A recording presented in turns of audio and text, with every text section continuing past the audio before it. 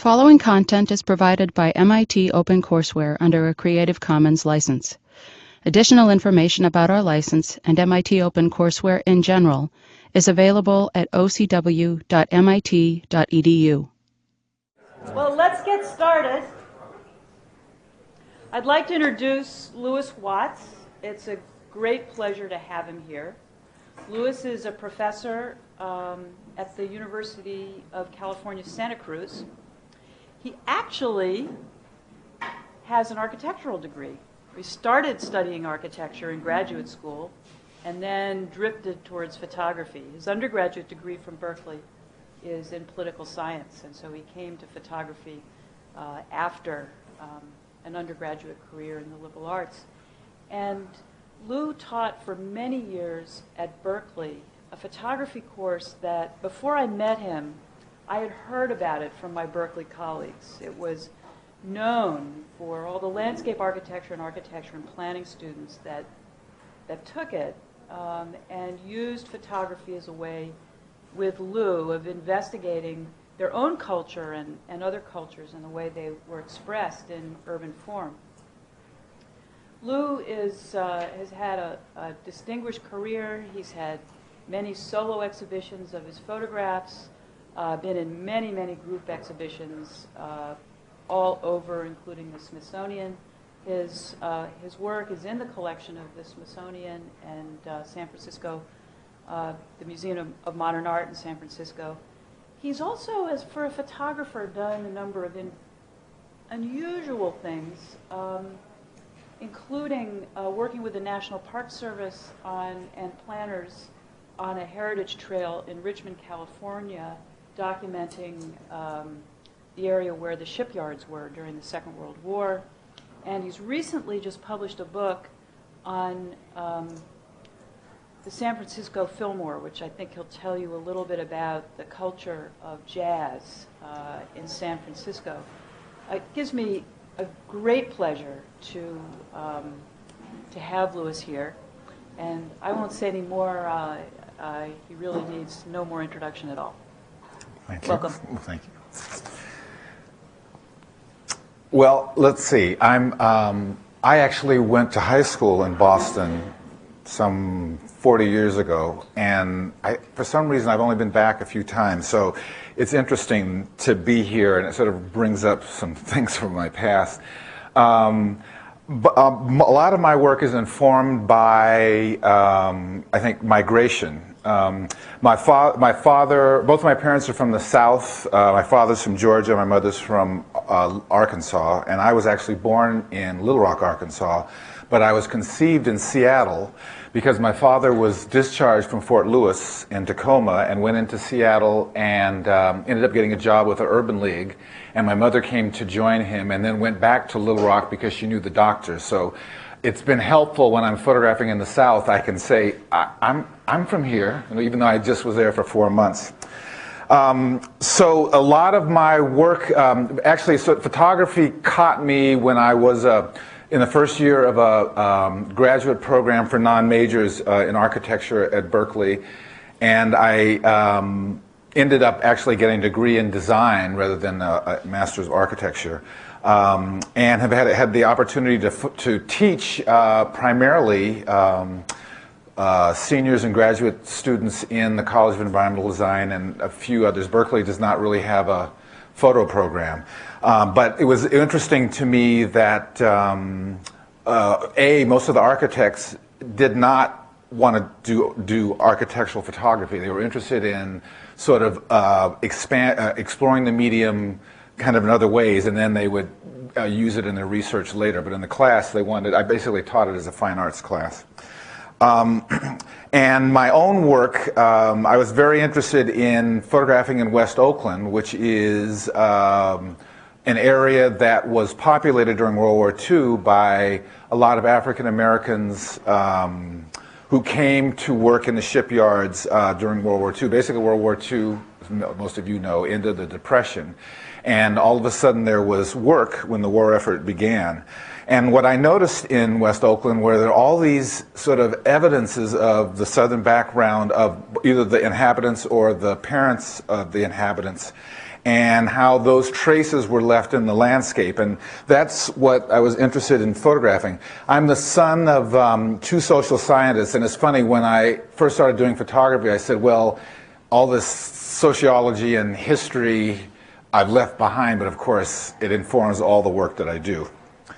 So what I want to show you is a couple of projects. One is a visual history project. I'll talk a little bit about it. I decided not to show slides, but this signage project was part of a team that was commissioned by the redevelopment agency of the city of Richmond, which is just north of Berkeley in San Francisco, and which was during World War II the site of the Kaiser shipyards, and it was also a place where a lot of people from all over the country came because there was work.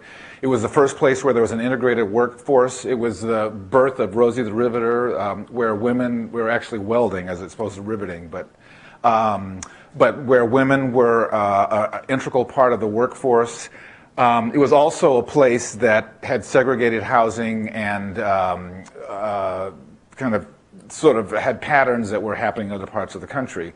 But there was actually very little trace. So what people had been trying to do was to make the sort of access to the bay. There was only something like a half-mile access, and there's now almost total access, and eventually there's going to be a trail that'll circumambulate the bay, and like I can ride from my house in Port Richmond to Emeryville or to Oakland without bringing traffic going just along the bay. And so in the area in Richmond, there are these signs that have Dorothea Lange and other people's photographs and text of the social impact when the population of Richmond quadrupled in a course of 6 months. So it was interesting to me to both collect that and also place that in an area where people who are using the space for recreation, the trail, can actually see this history which had been hidden. So another history project that I've been working on actually for about the last 10 or 15 years is based on a set of photographs I found in a shoeshine parlor. And this is Red Powell, or hopefully this will be. Hold on just a sec. Okay. This is Red Powell in front of his shine parlor, and Red, like a lot of barbers and beauticians, and in this case shine parlors, was actually a archivist, and he had photographs of everyone who had been in this area in San Francisco, the Fillmore district, which had sort of instantly became a little Harlem in the early 40s. When people came west, and in San Francisco the only place where there was available housing was what had been Japantown, because the Japanese had been recently interned, and it was it had already sort of had a built-in set of institutions that were sort of taken over by African Americans. There were clubs at its height. There were probably 8 or 9 jazz clubs. There were 3 African American owned hotels, and there was a critical mass of people who had come to work in both Hunters Point and in the East Bay in the shipyards. And so when I walked in 1989, someone had sent me to a shine parlor. I got really excited, and I said, "Wow, can I photograph your walls?" And he was having none of it. He basically threw me out of his shop. So I came back a month later armed with some people that knew him, and he was gone and the walls were bare. Here's a picture of the, if you can see in the walls, there's a picture of Bobby Kennedy and Sitting Bull and Joseph Stalin and Jackie Robinson. I mean, really had, and on other walls there were a lot of jazz musicians. So he was gone when I came back, and it turned out after 5 years of searching that he had had a stroke literally 2 weeks after I'd seen him. And so in the mid-90s I was working for the redevelopment agency, who will come up a little later in the story, because they were attempting to make a jazz preservation district in an area where most of the trace of African Americans had disappeared in the late 60s due to redevelopment. And for the 100th time, I asked Reggie Pettis, the barber in the barbershop across the street, do you know what happened to the photographs? And he said, oh, they're in my back room. So what had happened was when Red, who's on the left, had a stroke, the landlord took all the photographs down and was about to throw them out, and Reggie rescued them, and they'd been sitting in his back room. And a lot of them were in pretty bad shape. So this was the opportunity, in this case 10 years ago or 8 years ago, to learn Photoshop. And actually I had learned, and I had students show me Photoshop probably 4 or 5 times, but I really had not. I was shooting film and I didn't really have that much interest. But this was a project that was really important. And so with Photoshop, I was able to learn to restore the images. And eventually they were using a report, and then my friends at the San Francisco Art Commission said, well, you need to show these. People need to see them.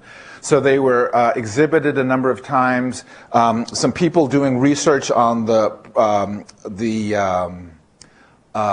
area were doing films, used them, and they were used in a neighborhood documentary that KQED, the PBS station in San Francisco, did on the Fillmore, and I was an advisor for that. So in this group of photographs were photographs of life in this community, a lot of pictures of entertainers. This is a vaudevillian.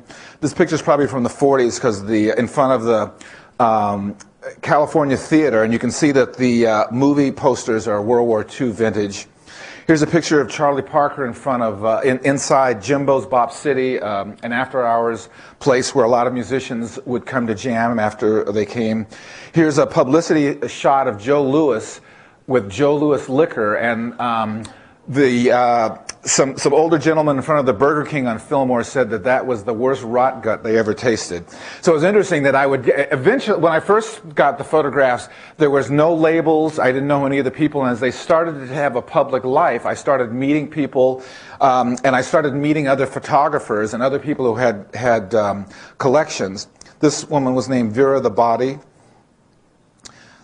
Here's a photograph taken probably after the Japanese came back, a very multicultural wedding party. And people said that that was one of the things that this community was very multicultural. I eventually did a public art piece on the street, and I remember seeing an old man in front of one of the posters, and he said he came every day because it was the best time of his life. Here's a picture of Chet Baker inside Jimbo's. There's, if you see, just to the left is Ella Fitzgerald, and next to her is someone I had a lot of pictures of whose name was Robert Lee. And I called Robert Lee probably, I tried to meet with him probably over the course of 2 years, and he'd always put me off. He said, oh, my Cadillac's in the garage, or I got to go to the hospital, and then he died. And so I was never able to talk to him, and I know he would have had some of these stories. Here's a picture of him at Jack's, which was a famous bar. A lot of the clubs had pictures of jazz and other entertainers on the painted on the back of the seats. And I was told that this woman is actually now a prominent socialite in San Francisco who probably would not be happy to know this photograph still existed. Here's a barber shop where someone's getting his hair processed. This is one of the publicity pictures. This was a group called the Four Naturals, and I actually have 3 or 4 of this kind of motif where the pianist, who was always different, was at this kind of rounded faux keyboard. The pianist is actually Frank Jackson, who I met and who actually contributed photographs and oral history. Here's another photograph of him. And when there's an exhibit of this work, and a lot of the musicians from the period played. But here's a picture. Frank celebrated his 80th birthday a couple of months ago at Yoshi's in Oakland. So he's still playing, and that's been thrilling to meet people who I'd been looking at photographs of and actually hear them playing. When I did a neighborhood walk, and there was a gentleman who kept correcting me as I was sort of saying things as I believed them, and it turned out he was Wesley Johnson Jr., and his father owned the Texas Playhouse, which was basically sort of a hangout for people from Texas, and his signature was sort of wearing that white 10-gallon Stetson hat. Here he is posing with T-Bone Walker, who was a star of the day. and if you've heard him play, you know where Chuck Berry got all his licks. So after meeting with Wesley, he actually gave us his father's albums, and it turned out his father had given Red a lot of the work that he had on his walls. So there's sort of all these connecting, and the sort of collection of images and archive kept growing and growing. Here's a picture of some church ladies. So it was a nightclub, but I think people would use it for other things. On the walls, he had these murals. These were all Texas musicians. Saunders King was well known and had a hit and a star in San Francisco. In fact, his daughter is married to Carlos Santana. I think, who else is here? John Hinton, I'm not sure of, but Ivory Joe Hunter was a pianist from Texas. So in his album, I noticed there were all these paintings, and I saw them in other people's photographs that were on the walls. They were done by an artist named, I'm going to probably get his name wrong, I think it's Hinton. And he actually designed the logo for Fisherman's Wharf and designed the Oakland Paramount, which is a really strong art deco. So I kept seeing these paintings, and one day I got a letter from someone said, I have the paintings in my basement. Here's a picture of Wesley with a bartender and his partner. And so I went to see this gentleman, and there were these paintings I had been looking at for 5 years. They're absolutely beautiful, and they're gold flaked, and they're 50 years old and in incredible shape. So they're in the exhibit, which is thrilling. And it turned out when the Texas Playhouse was being demolished, as were a lot of the clubs in the late 60s, the Ukrainian contractor said, oh, great, I can bring these paintings home and salvage the plywood. So when he brought him home, his wife said, you will do no such thing. This is art. So they gave the paintings to their neighbors, African-American neighbors who had grown up in the Fillmore, and Willie had kept them, he'd kept them in a dry, dark room for the last 30 years. So he was, again, an incredible conservator. Here's a photograph of Lionel Hampton, and it turned out I'd been looking at this photograph for a long time, and this is Robert Broussard, who is the uncle of my friend Tony Broussard, who's a writer who does a remembrance of him. And they lived in the East Bay, but they would get dressed up every weekend. This was his sweetheart. They never married, but they went together for a long time, and they would dress and go to the Fillmore every weekend. And so here he is in front of this painting that I've actually now touched. It's sort of one of the clubs that was prominent in this neighborhood was the Fillmore, the same Fillmore that some of you have probably heard of, and that Bill Graham eventually ran. But before that, it was a rhythm and blues venue run by Charles Sullivan, who is considered the mayor of the Fillmore. And here's a poster of Little Richard playing at the Fillmore. I love, there was this sort of aesthetic I've seen all over the country. At the Howard Theater in Washington, at the Regal in Chicago, there was a certain way of doing offset printing in rhythm blues venues. So here's Little Richard, who's returning from a triumph in England, and John Goddard, who now has an incredible record store in Mill Valley, California, was a 14-year-old kid who took the bus in to see Little Richard and took a picture with the Brownie. And Little Richard had this left-handed guitarist who was really frustrating John because he kept getting in the way of Little Richard. And that guitarist was James Marshall Hendricks. This is, I think, one of the few. And Little Richard fired him after 6 months because he was too weird, which I thought was quite interesting. So anyway, in this collection, here's a picture in front of Melrose Records, and in the window is a sign for a hit of the day called Bilbo is Dead. Bilbo was a governor of Mississippi who was a strong segregationist, and when he died, someone made a hit in celebration of that fact. So in the meantime, this sort of collection is growing, and I met a woman, Janet Alvarado, whose father had come to San Francisco in the first wave of Filipino immigrants. There was sort of a bachelor society, and he had taught himself photography, and he worked in the kitchen in the Presidio, the Army base in San Francisco, and as is the case, a lot of people of color worked in the Presidio, and he lived in the Fillmore and went to clubs. He also did a lot of photography of Filipino and Hispanic communities, and in fact, the Smithsonian has an exhibit that his daughter organized. But he has thousands of 4x5 negatives. So this is a picture in a house party that he took that he contributed to the book. And then here's a photograph done by Steve Jackson, who is the official photographer of the Jimbo's Bop City, which I said was a well-known after-hours place. There was actually a Bop City in New York, and someone, Slim Gaylord, who was a musician and tried to be an entrepreneur, opened up a club called Vout City. If you know about Slim and Slam, Vout O'Rooney was a saying of the day, but it didn't last very long. So it was taken over by someone else, and it basically opened at 2 a.m. You had to bring your own liquor, and a lot of the musicians who were playing would come. There was a sort of house rhythm section, and people would show up. So this is on the cover of the book, and on the left is John Handy, who lives in the Bay Area, who's well known. That's Pointy Poindexter next to him. And then next to him was, at the time, a young saxophone player, John Coltrane, and next to him was Frank Fisher. So a couple of months ago, when the exhibit opened, we had a concert with the Fillmore Preservation Big Band, and two of the surviving members, that's John Handy, second from the left, and Frank Fisher next to him. So again, it was just thrilling, and they still could play. They were able to play, and I love that whole thing coming together. So what happened was there was sort of move afoot to redevelop this area. It had a stock of Victorian houses, and we have photographs from the redevelopment agency where buildings were numbered, and a lot of them were torn down, and a lot of people were displaced with the idea that they would be put on a list and be the first to be able to come back.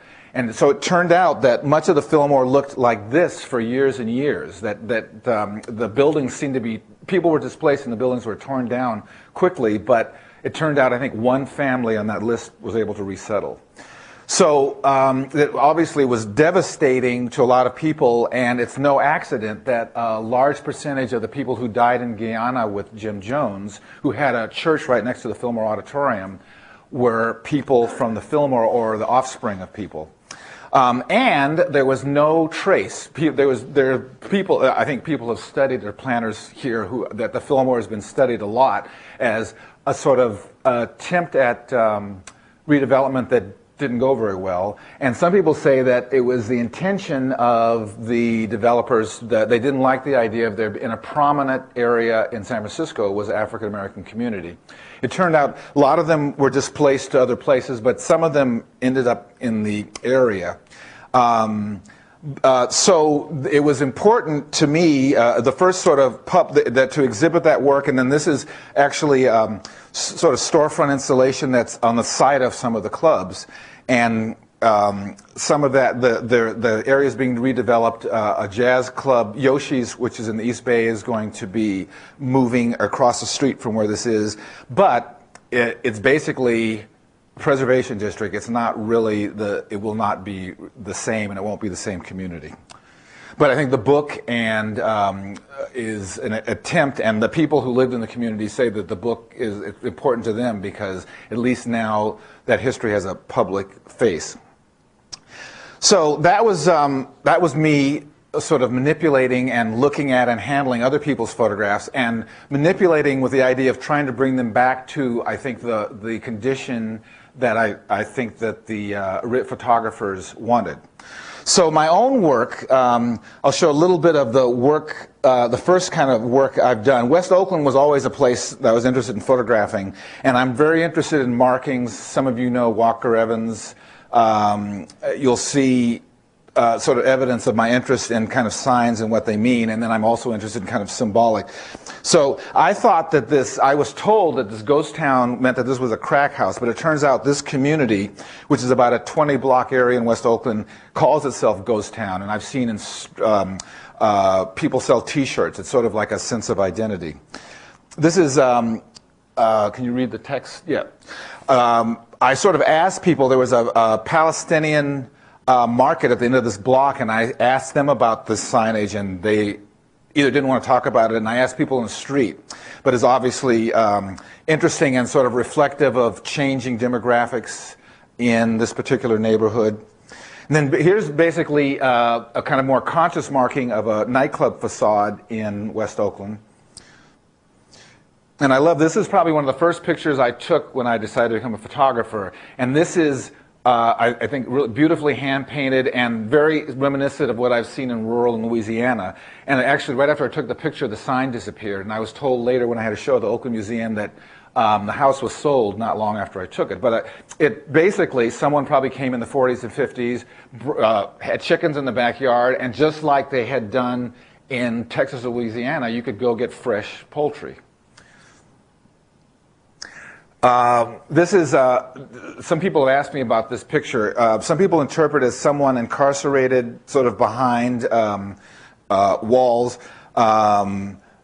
And I've been a number of other interpretations. The other thing is this was at one time 512, which I thought was interesting. I don't know if you can read it. But it's basically probably retail space that someone's using now to live in, and they put up this photograph for both privacy and as a kind of reflection.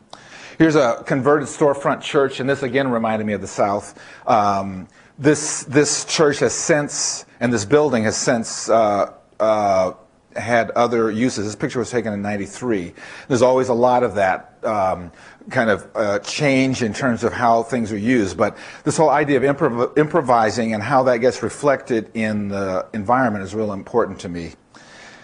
This is a photograph that led me to meet Ann Spirn. I heard that my friend Walter Hood, who I'd done some work, was showing slides at West Oakland and some things that he was doing.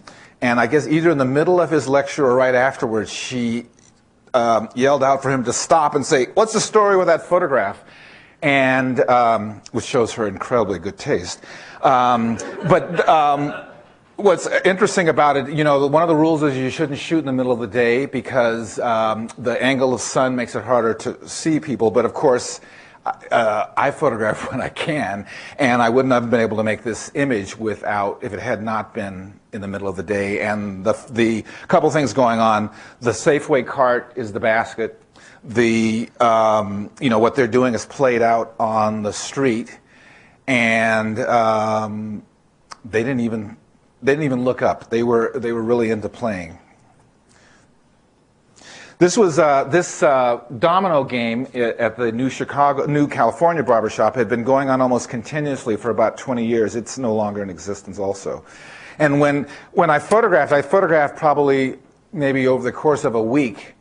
And when I first saw this picture, I really didn't like it compositionally, but this is really the photograph. The photograph is about their hands and how their hands kind of represent the kind of community and communion that they have. Plus, I think he had a good hand. So then right next door was this guy with a raccoon on a leash, and in the barbershop they were taking bets as to who would win in a fight between a pit bull and the raccoon. And I think I put my money on the raccoon, although this raccoon had actually been caught as what's a young raccoon? A pup, and was trained. And I know when I used to live in Marin County, raccoons would come in to my house through the window, go into the kitchen, open the counter, take the lid off the cat kibble, take their fill, and put the lid back, and then leave. And did that regularly, so I'm not sure. I was talking earlier about the whole notion of how do you photograph strangers? And I think this photograph sort of is interesting that I asked her if I could photograph. This is actually in East Oakland. And I think this photograph, I think she's looking at me much more intently than I'm looking at her, which I think is the photograph. So I was very interested in, people would tell stories of arriving in West Oakland in 1943 with $10 in their pocket and how they had raised a family, you know, 2 or 3 generations. And there's a really beautiful old railroad station which is closed because of seismic conditions. And so there's a new one that is in Jack London Square, and I was interested in photographing it. And so I went one day, and there was a guy waiting in a Cadillac with these really beautiful cowboy boots. And like a fool, I said, could you move? Because I want to photograph the building. You know, I immediately regretted it. And so I got another chance. I went back, and here's a woman who had just come from Stockton dressed up for her daughter's wedding. And so I sort of saw that. This was taken in '97, but I saw that as kind of being an indication of that idea of transference and the kind of indicating these stories I heard. And I love that the shopping cart in the ghetto is the SUV of the ghetto, and absolutely is a convenience, a means for transferring. In some cases, there's like lines of them. It's also important in the economy in terms of recycling. So, so that's sort of West Oakland, and here's a photograph taken in Havana, Florida. I sort of read about the whole notion, West African notion of the swept clean yard, which is all over the South. So here was an example. This is a swept clean yard with a satellite dish. I went to Beale Street and saw this peeling mural. Some people think that's Bessie Smith, some think it's Billie Holiday. Couldn't find it when I was there a couple of months ago, so it was gone. Branford Marsalis used it on the cover of one of his albums. But I sort of saw it as symbolic. Sort of Beale Street, the same thing happened. It was about to be, it was a thriving African-American community. It was about to be destroyed, and it's basically now a tourist area. So the culture was the means for it to survive, but it's not, it had to take another iteration. I'm real interested in what's going to happen in New Orleans, and we'll talk more about that. This is Tallulah, Louisiana, kind of a bayou light tree.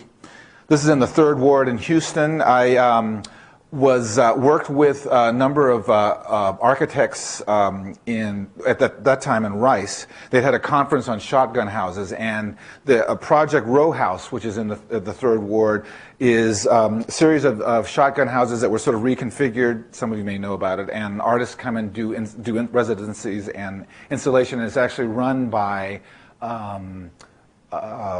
unwed mothers who sort of administer it. But the neighborhood in Houston was very interesting to me. And here's, you know, that sort of ongoing. I've seen Domino games in Kingston, Jamaica, all over the South, in Harlem. Again, I'm always interested in the sort of stories that get told on the street. The 3rd Ward is the home of Barbara Jordan and Mickey Leland and Lightning Hopkins. A lot of people in the 3rd Ward come from the 3rd Ward. This Project Row House in the background, and this sort of interesting story in the foreground. So this is sort of the courtyard of Project Row House. So Project Row House in some ways was kind of formalized, but the shotgun house is very interesting. It's like the perfect design air conditioning because of the cross ventilation, high ceilings, and I know I've had a chance to stay with friends of mine in Baton Rouge. It's actually a really nice kind of house. We can't use them in California because you can just put them on concrete blocks, but that won't work for seismic. So I love going to New York. I really regret not being able to go this trip. But here, you'll sort of see kind of similar kind of references. I'm very interested in especially how the sort of the African-American church, which I have some problems with, but also which I think is incredible, thank God for it, because it's a source of a lot of my photography. I have some things that I really admire about it also. But you can kind of see this referencing the thing. This is in Harlem. This is actually a Haitian church. And I just love that kind of evidence of hand and expression, a collective expression of faith as shown in a visual sense. Now, I may have it wrong. I think this is 127th Street in Harlem. I believe it was designed by the Assers, but it looks like Southern architecture to me. So I actually love kind of this little one block with kind of scale and architecture, which seems much different than New York. I was scheduled to do a residency in New Orleans, actually during the summer, and I was working on my book, so it was delayed, and then all of a sudden Katrina hit, so I was not able to go. So I went to New York, and actually stayed in Brooklyn and photographed sort of some examples of both gentrification and people fighting it. I spent a little time in Washington, and then I went to Chicago, where a friend of mine who I remember as being in the Black Panthers is now an alderman and was organizing her district and just north of Wrigley Field on the north side. And instead of the recurring pattern where a lot of people were being displaced, she was sort of having community-based redevelopment, and she had seen the Fillmore project and was interested in me talking to them about doing public art and kind of expressions of history in the sort of area that they were communicating. And I hadn't been to Chicago in 30 years and got a chance to go to Cabrini Green, which is just barely left, but was kind of wandering around and saw some people with video, and there was a group that was interviewing people who were trying to prevent them from being displaced, because a lot of people have been displaced, and they were going to actually go to the UN with interviews. So I had seen photographs of it. I think the Good Times was based in Cabrini Green, and I've been hearing about it for years. And there's this whole thing about these exterior corridors and like 3-foot square elevators and incredible mass, and I'd seen photographs about it, and I had to photograph it. It was very interesting, and this was sort of my attempt to get back to photographing after having been working on other projects. And we were talking about it earlier. I wasn't sure if I was still a photographer. I had to kind of work my way back through it. So from there I went to see my friend Laura Lawson, who teaches landscape and who I worked on a book of community gardens with. And she had been talking about East St. Louis, so she took me to East St. Louis. This is a bridge that I didn't, I heard about East St. Louis. It's the home of Miles Davis. It's probably the source of one of the biggest race riots in the country, in the history of the country. And there was a bridge where you could walk to St. Louis that has been closed. This has been closed, I think, for the last 50 years. And this is sort of the yellow brick road where you can kind of see the archway from this bridge that's sort of in disrepair. I was interested in the kind of results, the Onyx Club. There was a Club Alabama, which I know there was one in Central Avenue, and there was also one in San Francisco. That seemed to be a recurring theme. So that was both interesting to me, and both kind of places that I'm going to go back and do some more work. So I'm going to show you a little bit of color work. I've been kind of shifting back and forth. I moved and gave up my darkroom, and then simultaneously got a job in Santa Cruz and wasn't sure if I was going to be moving there. I'm not. Sort of simultaneously to me working on the book, I started doing output digitally and started doing more color. I did some color and I'd printed color, but because I didn't have access, I would really like black and white. I started doing, I did color all along, but I kind of started actualizing it. This is another nightclub facade at East Oakland. This is in Richmond, a sort of nicely appointed tree house. This is also Havana, Florida. Lower East Side in New York with basketballs. Brooklyn, very near where Ebbets Field used to be. Eatonville, Florida, home of Zora Neale Hurston. Another church in Richmond that looks very much like churches I see in the South. So when I came back, I did get to New Orleans, and you'll see some of those later, but when I came back, I was commissioned to work on a public art project on Vermont Street in what is now called South Central Los Angeles, but until prior to the Watts riots was just Central Los Angeles. And this is the first public sort of county building in this neighborhood since the Rodney King riots. Basically, sort of nothing's happened. There were all these promises that were going to be made. And it's privately developed, and the developer, who was a photo collector, wanted to have photography and public art. So he basically commissioned 6 artists to work for a month and then do a proposal. And this was the neighborhood I've been looking for in LA for like 30 years. It's farther, more central than Compton and Watts. It has a lot of storefront churches. It's half, perhaps slightly more Hispanic. It had all these kind of things that you can kind of see from my work I'm interested in. And I love these converted buildings. You know, the whole idea of the theater being used, having different iterations has been real interesting to me. And again, the kind of markings, how is both faith expressed And the other thing I like about LA is if I need to go someplace really different from the Bay Area, I can go to LA and feel like I'm going to Nepal because the light is different. The light is really different. I think something happened. I think it really is a different zone. The things that people talk about are different. The colors they wear are different. The cars, and their interest in cars are different, and I always find it really refreshing. So again, I love the fact that people's hearts were on their sleeves. This is the area where Pepperdine University used to be. There's now the Crenshaw Christian Center, which is one of these mega churches with something like 10,000 members. And inside this huge building called the Faith Dome, they have services that are televised. And in fact, they encourage you to sit in the front because they don't like to have empty seats. It's bad for business.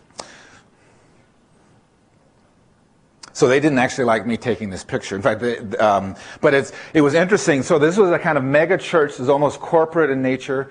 And then right next to it was a very small, multicultural, bilingual Pentecostal church where everything was done in 2 languages.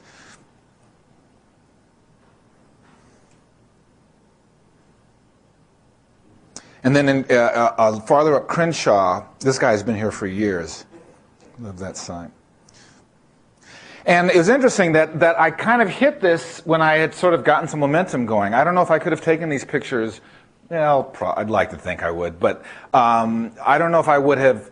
I know I'm sort of on a roll because no one questioned me, and we were talking about it. You get to hear the story twice. I had a paper route. Ben, you probably heard the story also. I had a paper route when I was a kid. And the only thing I learned from it was that dogs will chase you if you're frightened of them. And that absolutely applies to photography. If you're feeling uncomfortable with what you're doing, people will pick up on it.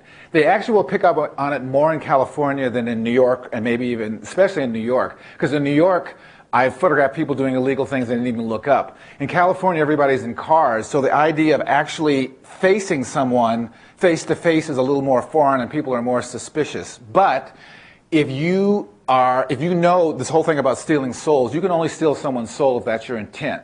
I really believe that. And people can pick up on it, and especially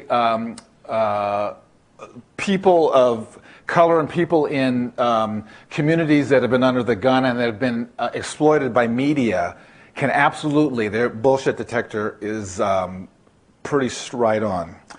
So it was interesting to me. I could kind of judge by the way people were reacting to me that both I was really into doing this and that maybe my heart was pure as it could get.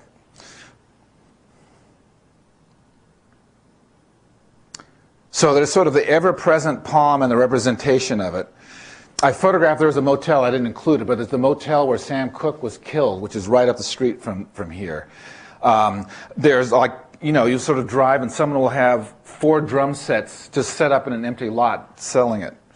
And then there's, besides the kind of religious iconography, there are these incredible, I think they're really beautiful, sort of, vernacular expressions of commerce. So right next to the Crenshaw Christian Center was a neighborhood called Vermont Knolls, which has some of the nicest housing stock in Los Angeles, 100% African American. In fact, they're very suspicious of this new building. But again, there's sort of stereotypes about where black people live and what their lives are like. And here was this incredibly, immaculately landscaped neighborhood that people are fighting to try to live in.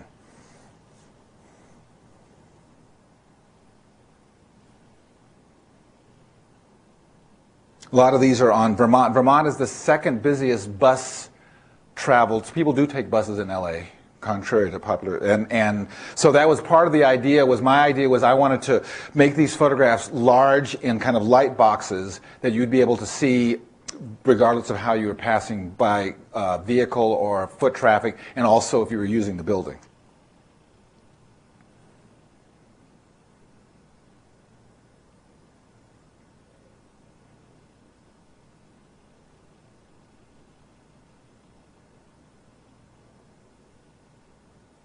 So my proposal, although I didn't get to reiterate it, was I had contracted with a sign maker and someone who makes these huge boxes for advertising, and I was going to place them on the building.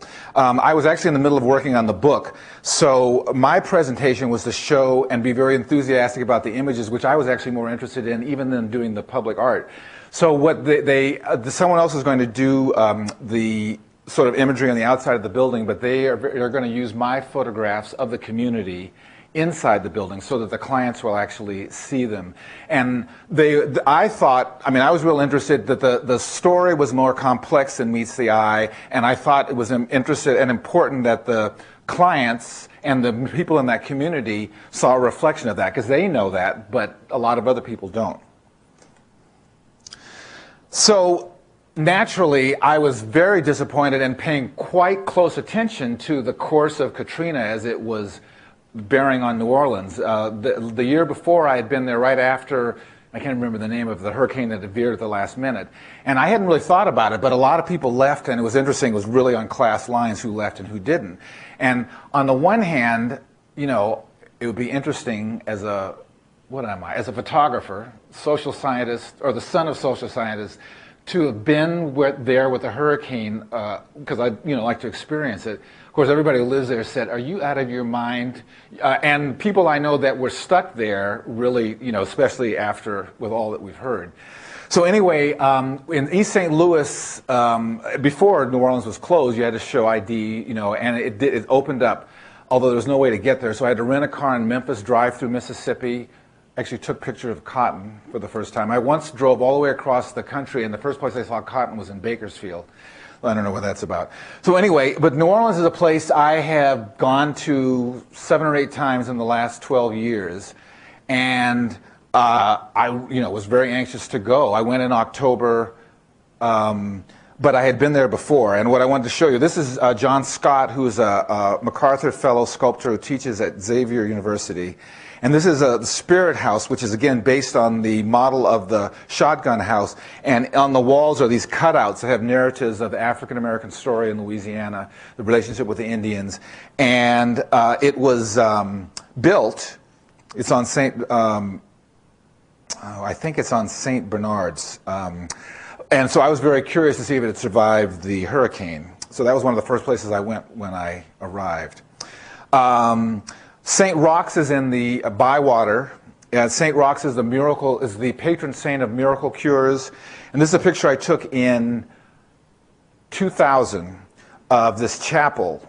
And I'm assuming he must be the patron saint because there are all these braces and alleys. And I took this picture in 2004. This is in the chapel. And there's this creche, which is pretty spooky.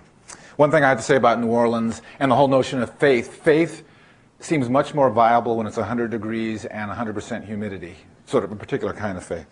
This is what that chapel looked like in October, and as is this. So the Bywater did flood. This is the Voodoo Spiritualist Church on Rampart Street. I love the fact that the streets in New Orleans are actually named after jazz. Well, it's the other way around. There's a lot of jazz, especially, through the history of jazz, but Basin Street, Rampart Street, I mean, they were based on these streets. And then the other streets are named after the muses. So in 1994, when I first went, I was walking in Treme. This is a Calliope housing project, and I heard music. I was looking for funerals. I knew about the tradition. And here were these 15 and 16-year-olds, brass band, playing better than a lot of professional musicians I know. It turned out that this woman's son had died at sea, and so they were having a wake. And the thing that was immediate to me was that sort of expressions of culture in New Orleans are certainly an amalgam of a lot of things. Africa, Native American, Europe, Caribbean. But then there's all these things that are very unique. There are people that do things in New Orleans that they haven't done anywhere else. There's the story of Congo Square. The French let the slaves play instruments. The Americans did not. So there's some argument about where jazz invented, but the New Orleans apologists say that that's where it's from. And so again, I was going to say without an agenda, I have an agenda, but I'm sort of interested in, and I was interested in putting these slides together because I'm trying to sort of make some sense of what is the thread that runs, and maybe you can tell me. This is someone playing air guitar outside of a blues club in the French Quarter. This is actually on Rampart Street.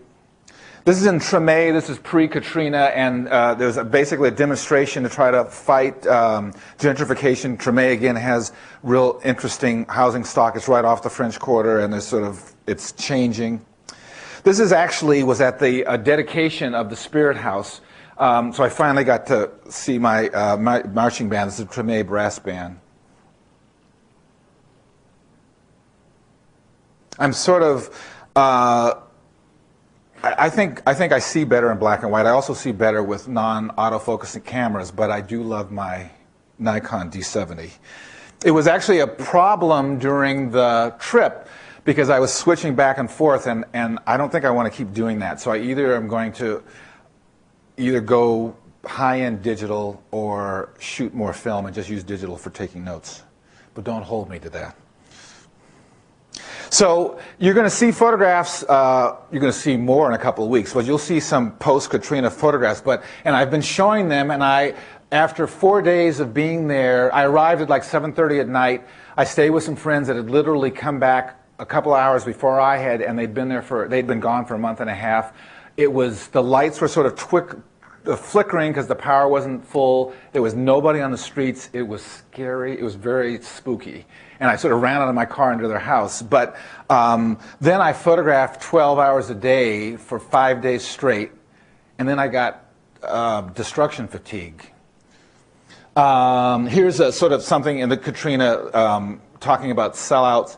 This is taken on the river road between Baton Rouge and Louisiana and New Orleans. It's called Cancer Alley. It has one of the highest incidents of cancer in the country because of all the petrochemical companies that dump into the water. This is actually in Baton Rouge, a place I've spent some time. I've done some things I've had some shows there and done some things at LSU. So I've actually been spending as much time in Baton Rouge, although I always go back to New Orleans. This is the Sweet Olive Cemetery, an African-American cemetery that had been to ruins and was just starting to be restored. And I always thought this coffee pot was like this incredible expression of culture, and I think it is, but it also is a receptacle for the flowers. It always has a practical use. This is a doll house in the shape of a shotgun house. It's a crypt for a child. I love that. And then I love this kind of hand scratching on the gravestones. So after having kind of both shown and looked at all my post-Katrina, what I realized was I really missed and was more interested in pre-Katrina, or in New Orleans as it was and maybe will be.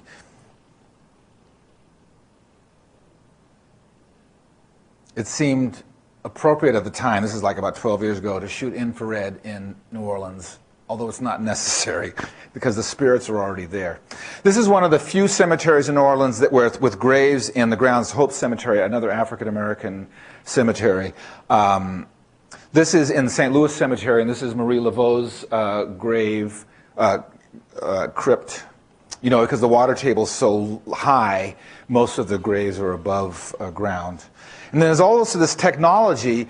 This is maybe a drawing, but there's all these both photographs and drawings on the graves that, at least when I've visited over the course of 10 years, have not faded at all. And I'm not sure. I know the signs we did in Richmond are done with sort of inkjet printers using porcelain inks, and then they're fired. So it is possible to now display continuous tone photographs in sort of outside environments. But someone in New Orleans has been hip to this technology before that. So maybe in 1999 or something, said, well, you got to go to Fats Domino's house. Fats Domino lives in the lower 9th Ward, has this incredible house with all this nomenclature, and I finally found it. I mean, I didn't know it was the 9th Ward, but someone took me there. So I took this picture, which I thought was really interesting, and then I was able to get access to the lower ninth by being embedded with the National Guard. You'll see a little of that later. And I found his house again. He actually, there was rumors that he had died, but he was rescued from the second story of his house in the back. But this was the graffiti on front of his house, because the rumor was that he was dead.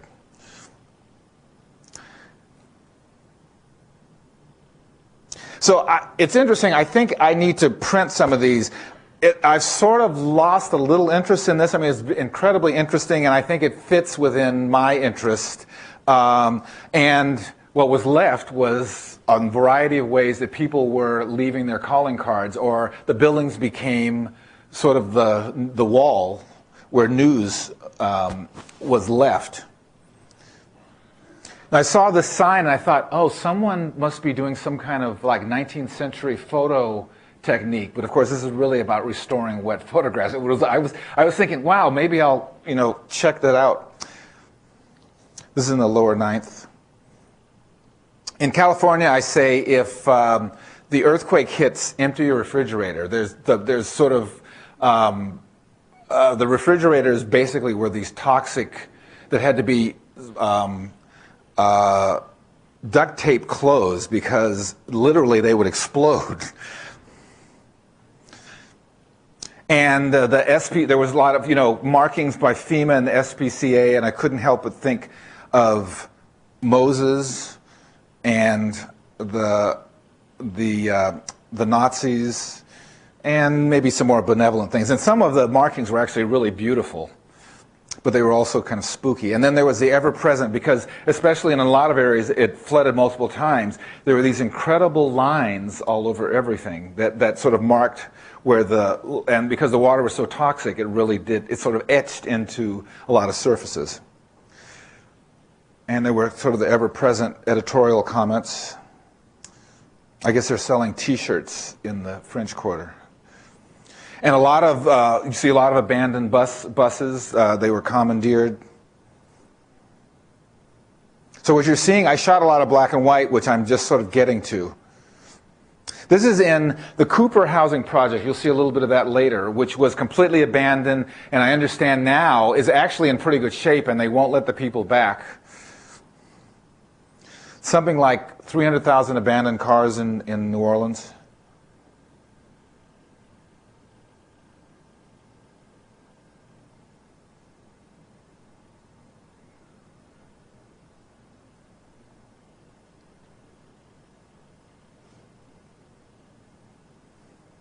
So I would say aesthetics are real important to me. That, I think I do have, there's certain things that I'm very interested in for a variety of reasons. And I try to, this is the city park, this is the Martin Luther King Library in the lower ninth. This is the Cooper housing project. He was leaving the next week to go to California, but he'd come back after the hurricane and been living there by himself. If you're familiar with Southern wrap, gold teeth are quite big. So I was on St. Claude's, and actually I saw these guys with Scientology T-shirts in the courtyard of this, and I was going, what is that about? So, of course, it was also a place where the National Guard was, and to even get access, I had to go through 6 layers of bureaucracy, and I'd sort of given up. I had to call the chief of police. This was right after there was the 65-year-old African-American teacher was beaten up in the French Quarter. So I was referred to the public relations person of the New Orleans police, and he never did call me. But he said, just say I said it was fine, because I was trying to get access to the National Guard because I couldn't get into the Ninth Ward. So I got a call sort of at the end of the 5 days when I was really pretty burned out saying, you want to be embedded with the National Guard? And I said, hell yes. I couldn't help but obviously thinking about other situations where embedding was going on. There's a lot. I thought about Iraq a lot while I was in New Orleans. So I'll spare you the picture of me posing with an M16, but these were the 18 and 19-year-old kids, some of whom would just come back from Iraq and who said New Orleans was much more upsetting to them than Iraq was, but who were not allowed to leave this monastery where they were staying, a convent where they were staying. So many of them knew nothing about New Orleans. They knew they were patrolling the Ninth Ward, but they had not been to the French Quarter. It was interesting that a couple of the people, when I asked if I could photograph, a couple of these guys says, "No way," and the other one said, "Well, we're not going to pose for you, but go ahead." That's when I knew maybe I was onto something. A lot of private securities, Blackwater, a lot of people walking around with guns on their hips. This is on Canal Street. So I did get into the lower Ninth.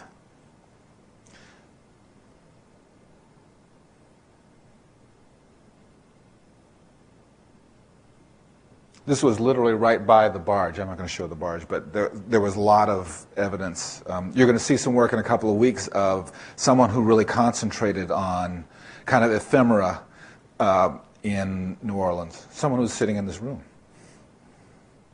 This is the foundation of the house that's behind it. The flood it kept it intact, but moved it half a block. So when I was there, they didn't open up the city till the standing water was gone. So I didn't see standing water in New Orleans. This is a picture I took in 1994 on the River Road during a tropical rainstorm. And this is a picture I took leaving the Ninth Ward the first day they allowed people to drive in. They had a fire truck that was rinsing off the cars. It literally, when you walked out of got out of the car in the Ninth Ward, even with a mask on, I would get nauseous. The dust was, and I think, I understand, it's becoming an issue for people that are there. Here's a photograph I took in a lunchroom in New Orleans about 5 years ago, and I thought it was interesting. Well, no, it was after 9/11. And in fact, some people think it's supposed to be a representation of New York. It's actually someone trying to make the skyline of New Orleans look like New York. And I thought it was interesting that the sort of notion of New Orleans and disaster, this was kind of a reference to another disaster, was kind of manifested in this kind of Trump Lowell mural. So I think that is it. And I'd be very curious if anybody has questions or comments. It was interesting to put this show together because, I'm sort of realizing how much of my work I haven't gotten to digitized yet. And there's a certain thread, but things have changed. And some things that I kind of felt I was pretty clear about became less clear as I was putting some work together. There's other things I'm pretty clear about in terms of the way I'm working. But I'm interested in your reactions or if anybody has questions.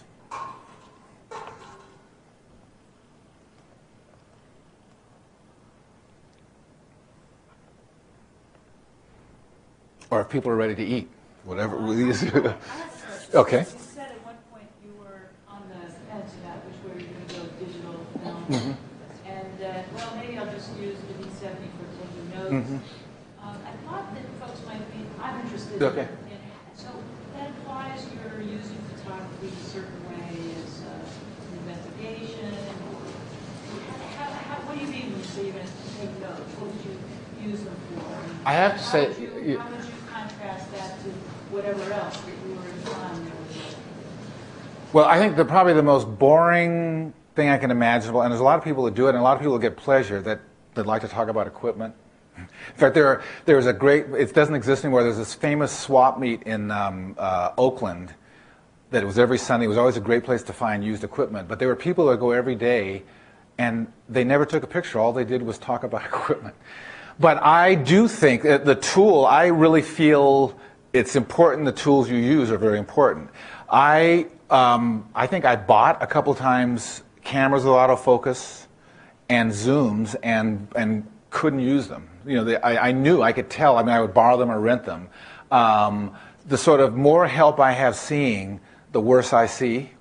It's changed a little bit because my eyesight has left. But so I had 3 Leicas and they were all stolen. So I had this decision. I am going to change because I love the Leica, but it was small. It's too convenient. So I'm going to get something that's more of a pain. I also use a lot of the black and white. I use a Fuji 6x9, which is called a Texas Leica. It looks like a Leica on steroids. It's a rangefinder that shoots 6x9 images. So I like it because it's the biggest negative I can make hand holding without using like a press camera. But I finally found this Nikon and Canon and a couple other people made digital cameras for people like me, because the one thing I could not tolerate was pushing the shutter and it not going. So most of the newer generation cameras don't take long to recycle, because the idea is I want to take the picture when it's happening. I don't want anything else to get in the way of that, including autofocus. So I actually surprisingly really like this camera. It's a single lens reflex. It looks like a film camera. It came with a zoom lens. I said, ideally I was going to be able to use my lenses. You can, but it doesn't translate. I had, fixed focus lenses. So I've been using it a lot. In fact, I used it exclusively for a while, but I knew, and I use it to make a living. I do a lot of architectural photography. It's great. I can give files that the architects can use it for architectural preservation. And so I know it's part of my... No, that's not note-taking. That is using it. On this trip, my rationalization was I would use the digital camera to get instant feedback, to make pictures that were good, but the real serious photographs would be in black and white. But, sometimes it depended on which camera I had in my hands. They got in each other's way in that way. So in terms of that kind of work, this kind of my own personal investigation, I have some decisions to make. And so in that case, either I'll leave the digital at home and just shoot film, or keep it in the bag and shoot more film. Because what happened was there's some pictures that I should have taken in black and white that didn't exist anymore. So that's, but I'm not, the other alternative would be to get a $3,000, 20 megapixel digital camera, and then, because what I want to do is be able to make big pictures. My question wasn't really directed towards the technical. Right. It was more directed towards what form of research. Right. What is it that you're, how does photography take you? I want the materials and the medium to be as close to translating my ideas as possible. There are some times when digital does do that, and sometimes when it absolutely does not. And I don't know if I can be any clearer than that. I kept saying, oh, I hate technology, I'm a Luddite. Of course, this is as I'm trying to find my Palm Pilot and my, so that's obviously not the case. And we were talking about it. Whatever I have, usually I learn whatever else I can do when I need to do it. And I think that's the case in terms of photography. So I think maybe ultimately every picture I take is note-taking. And I need to find a variety. I want the sort of ways to translate my reaction to things. I mean, I use the camera. We've talked about that. The camera really is my excuse to go into places I have no business in being. And so I want the tool I use that records that experience to be something I feel comfortable with and that does what I want to do it. In the case of the medium format camera, it allows me, if I scan them, to be able to, I can make 48-inch prints if I want. It's harder. I can't do that with a D70 because it makes too small a file.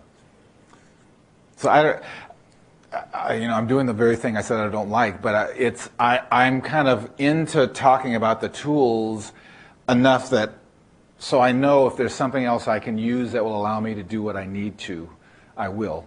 I'll get that, or I'll find out about it, or in a lot of cases I'll ask one of my students about it because they may know more about it than I do. Yes? I'm curious about sort of this act of recognition while you're traveling. Mm-hmm. Sort of like, here's the hometown of Zerlino Hurston, or here's the block next to where Sam Cooke was killed, or this is where Fats Domino's house Mm-hmm. is.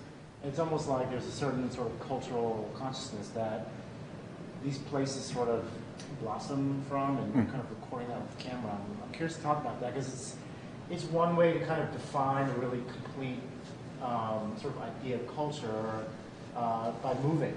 Mm-hmm. And I wonder how that differs from Oakland, just looking around Oakland. Well, I sort of like to say, well, I just go places and react to places, but I very directed and structured the places I go to then riff, if I am riffing. I mean, in other words, I place myself in a particular situation and then react to certain circumstances. I know in a lot of communities of color, I'm going to find examples of improvisation. I'm also going to find out sort of things like in the Third Ward, that lot is where Lightning Hopkins was raised. And that's interesting to me because it tells me a little bit about, I mean, it's sort of thrilling to me. I have some problems with the South, and actually I can usually only be in the South for about 2 weeks at a time, but I keep going back because the South is a very dynamic area on a lot of different levels.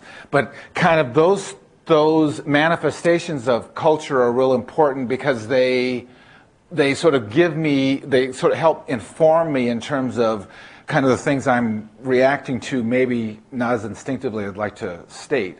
And so sometimes I find those things after the fact. Sometimes I find them in the course. The act of photographing opens up the conversation. You know, people say, so what are you doing? And I'll say, I'm, you know, real interested in kind of finding reflections of culture and history, you know, in this block. And someone will say, well, you know, so-and-so used to be there, or you should knock on that door. It opens up things, and some of the stories are, you know, kind of national significance, and some of them, and probably more interesting, are personal. So it's kind of both an excuse and the vehicle by which I can both drive the work and can inform the sort of aesthetic decisions I'm making.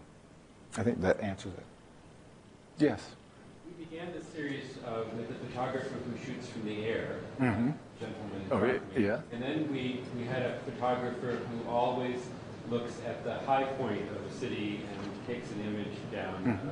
Camilla Vergara. Oh, yes. Looking at the photographs in New Jersey. Mm-hmm. And I'm wondering if you ever have a tendency or a wish to photograph from on high, or whether the subject matter that you take is always with your feet on the ground.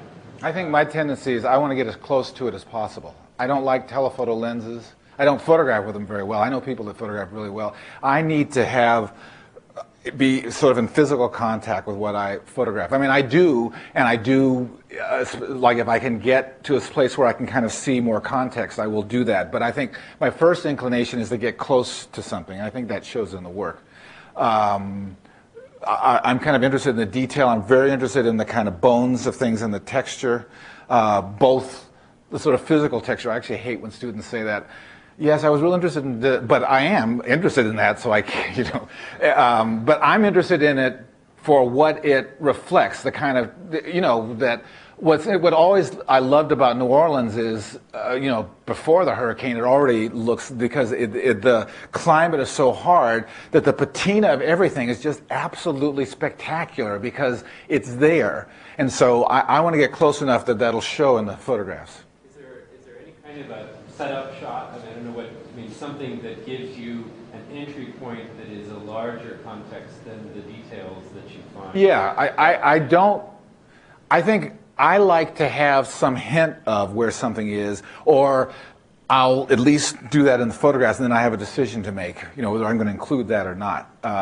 You know, sometimes I'll take one picture, sort of whatever it feels like, and leave, but I think my way of working usually is to kind of linger at a place and kind of look at it from different areas, or angles, or look at that phenomenon as it exists, say, in a number of different iterations. Yeah.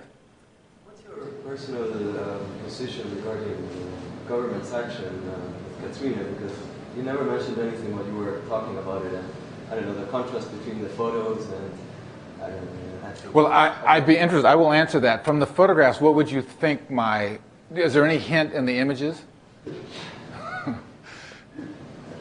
And there may not be, you know. The thing is, you said that you were going to go there initially before the hurricane. Right. And to me, it seems like you sort of photographed as if the hurricane wouldn't have happened. Well, all due respect, but yeah, no. Like, it still has that sort of quest that you have, the way of looking that it continues regarding the geography as geography changes. Well, it's interesting that I have shown a like 150 image presentation of post-Katrina work, I think 4 or 5 times in the last couple of months. And the last 2 times I showed it, I was sick of it. It was sort of like that's not, I mean, I obviously was drawn there, I had to go there and I wanted to photograph it, but I'm more interested in, I mean, one of the things that I missed, I was there literally the first time after the hurricane when you could go there without having to show ID, you know, I made a beeline. And the thing that happened, almost everybody I knew was not there. The streets were empty. There's incredible devastation, which actually I haven't seen a photograph that really shows, including my own. I've made a decision now, and I think I'm going to revisit it because I haven't really printed it, that's not, the destruction pictures are of less interest to me, and they don't even really speak to really what's going on. They don't speak to the fact that people have been displaced. They don't speak to the fact that the lower Ninth Ward had something like 60 or 70% homeowners.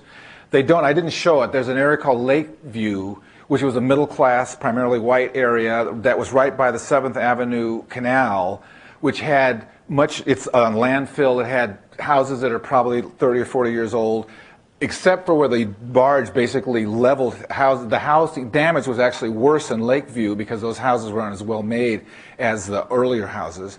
But I'm more interested in, like, I live in Richmond, and that was settled by a lot of people from Louisiana, and there's not shotgun houses in Richmond, but the way people personalize their spaces with iron fences looks exactly like the Ninth Ward. It's really amazing. So that, you know, I guess for this talk, I was more interested in the whole idea of transference, and at least for here, I'm less interested in the effects of the hurricane, the physical effects of the hurricane. I am very interested in the social. I'm also interested in terms of when I talk to people, you know, there were all these stories. Well, there were stories that there were gangs of black people killing people in the Garden District, which wasn't true. There were stories that multiple people were raped in the Astrodome, which was also not true. People were smoking crack and it was horrendous. But it was interesting that the hurricane, well, what it did reflect is I love New Orleans, but I also hate it because the racism is almost breathtaking. It's so palpable. And that's one of the things I don't like about the South, and I don't want to, you know, there's some things, Faulkner said in the South, the past isn't really the past and history is right just below the surface, and that's absolutely the truth. And those are things I'm really interested in photographing, but there's also elements about that I am disgusted by and can't be around for long periods of time. So, but I was very upset to not have a chance to be in New Orleans. I was going to be at the Ogden Museum of Southern Art because New Orleans is an incredible art center. I sort of said New Orleans is a place where there's not much mediocrity. There's incredible genius and incredible incompetence. And there are artists, incredible artists that we don't even know, visual artists, musicians, acting, and I in the course of visiting, had gotten a chance to meet some of them, and this would have been a chance to sort of get, you know, further beneath the surface. And I guess at this point, because I've been dealing with the destruction, I'm much more interested in kind of what New Orleans was and what it will be. I'm going to go in May and kind of work with a colleague of mine, and we're going to kind of examine how something like the Jazz Fest and the role of culture, whether that will be used to make New Orleans into a boutique or a theme park, or to sort of bring back what was before. And as someone told me, it's probably going to be a combination of both.